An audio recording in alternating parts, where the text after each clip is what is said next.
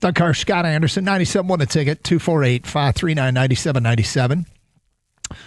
We're talking a little Michigan State, obviously the game tomorrow night, and we got our picks in early. I had Michigan winning 28-24. I think it's going to be a close football game for a bunch of reasons I stated earlier. I think the rivalry games, stuff happens. I think Aiden Childs has a chance to have a big game. Nick Marsh is going to be a problem for people in the Big Ten, and Michigan's no different. And, Michigan State gets off to fast starts.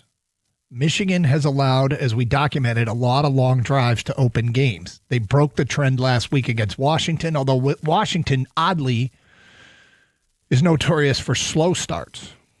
They fell behind Maryland 20-0. They fell behind Rutgers 10-0 before winning both those games, and they didn't move the ball against Michigan early. Actually, they did a little bit. They had an 8-play drive and netted 23 yards, and then they got into Michigan territory 3 times, the first 3 times they had the ball. And I think no points, right? It was a 4th drive, I believe they scored. Anyway, long story short, I think Michigan State needs a fast start. The formula's been there for them, and I think it builds belief. Dogfight, Michigan wins a close game, 28-24.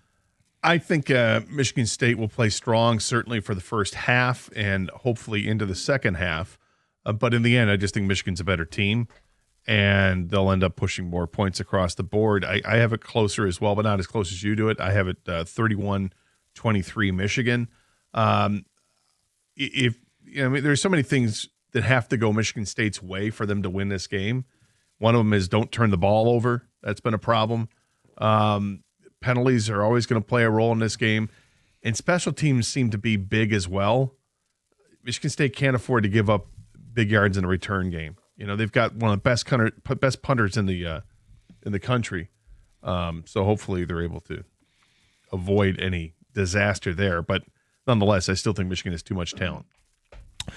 248-539-9797. We've been talking about the positives of a night game. This is the 4th consecutive Michigan State game that has been a night game. Hey, sports snobs. 70,000 go to the game. A couple million watch from home. I love night games. That's from Patrick. Okay, you can gear back the hostility, Cowboy. I think I would feel a lot different if I weren't doing what I do for a living.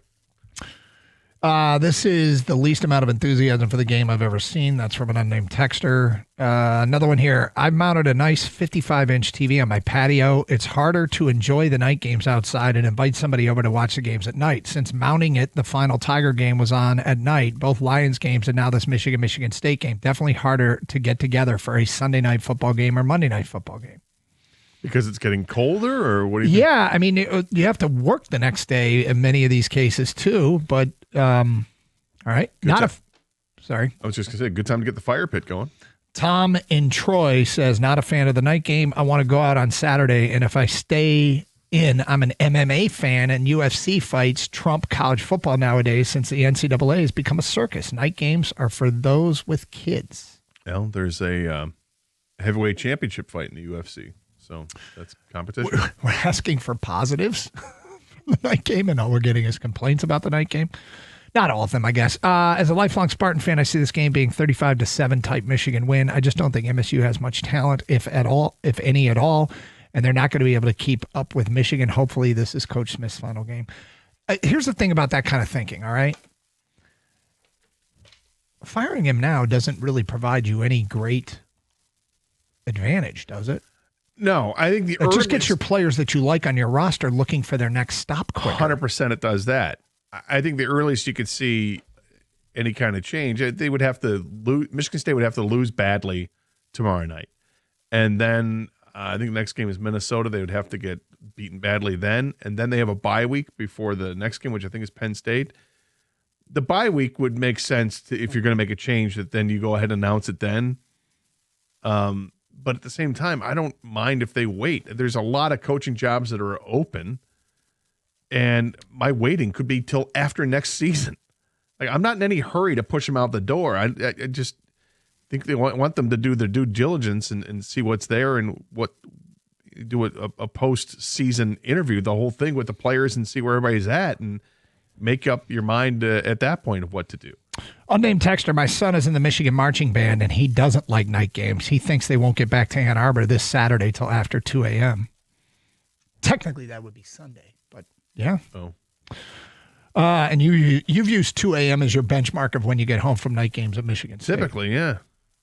I don't like the night game. I love the night games. With kids' activity and other things going on, I know I can catch the entire game at night. Noon or 3:30, I always miss part of the game. That's from JP.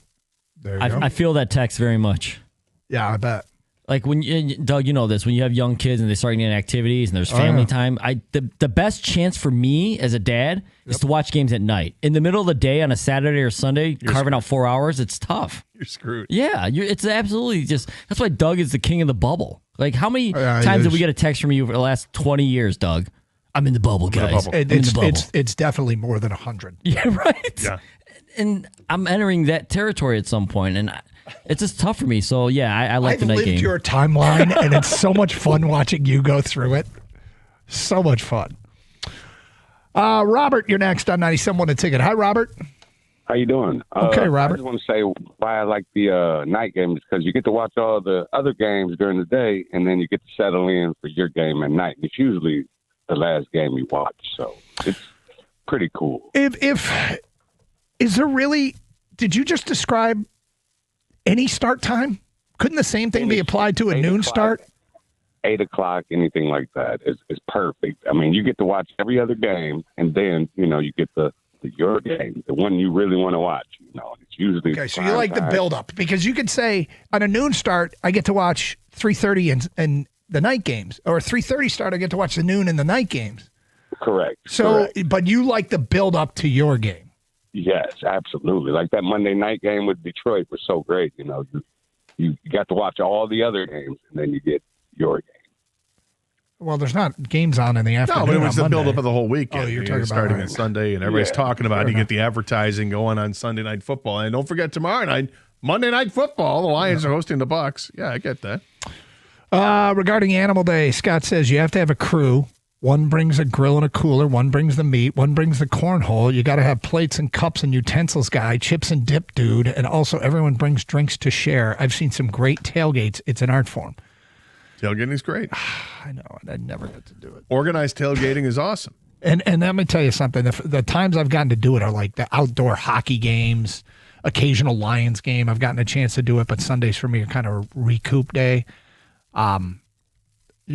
People that you get, behold your moments to tailgate. Cherish them.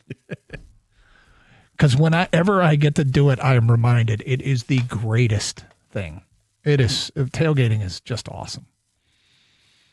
And I'm not telling anyone. This is not some groundbreaking observation by sports snob over here. 248-539-9797. Looking for what people think are positives about the night games.